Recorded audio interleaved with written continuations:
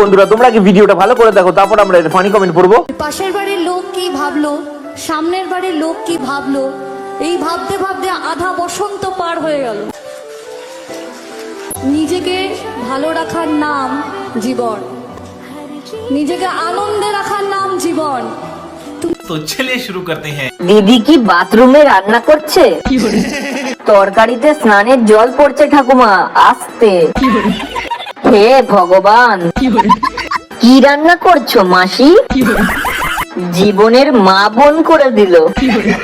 আমি কি গালাগালি দেব বুঝতে পারছি না। ইমোশনের বাবা মা এক করে দিল। কার কেমন লাগে জানি না, আমার কিন্তু চুল ঘুরানোটা সেই লাগে। জ্বরের ওষুধ খেলাম ভিডিওটা দেখার আগে, ওষুধটা আর মনে হয় কাজ করবে না। ঠাকুমা কিন্তু এত সুন্দর কথাটার মান সম্মান সব কেড়ে নিল।